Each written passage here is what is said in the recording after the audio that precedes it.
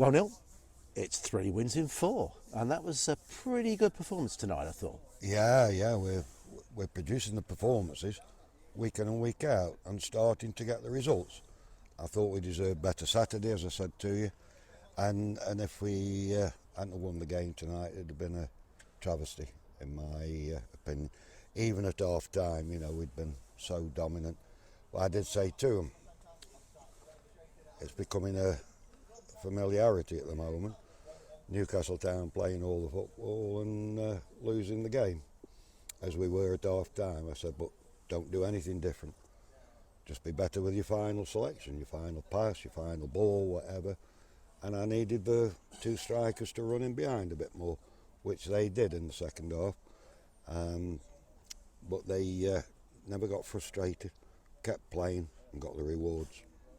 And it's quite handy having a goal scoring centre half, isn't it? I mean, just you saying. wouldn't, if you'd said it was going to be the identity of someone that's going to get a brace tonight, so I probably wouldn't have been uppermost in your thoughts. And certainly not with his feet.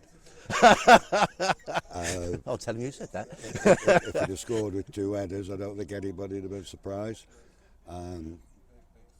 No, it's nice we've scored from set plays, even though they weren't the first contacts.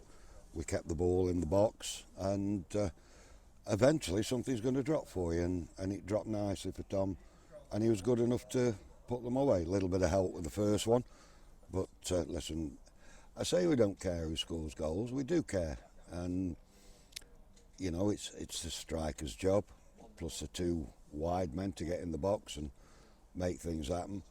But if you can score from set plays, it adds something to your team. And been on about the midfield players contributing, but they did their jobs tonight. I thought Jack and Ethan in there were very good. The 2 wide players, Twiggy and young Ollie was excellent, and Twiggy always looked as though he might make something happen. So yeah, I mean, wasn't a complete performance by any means, but it was a damn good one.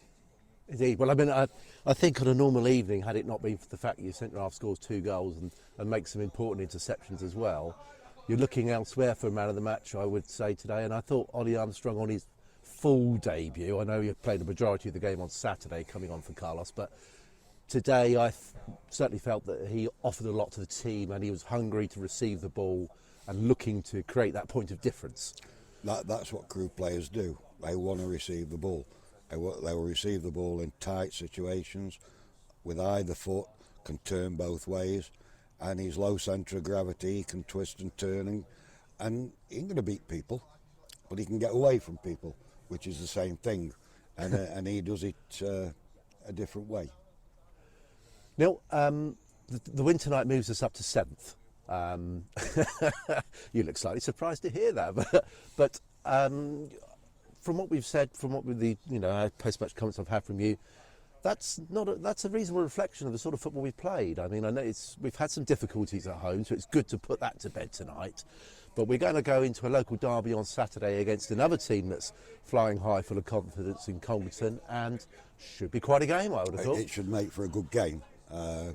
2 teams, as you say, that are in decent run of form. Local derby, it'll be competitive.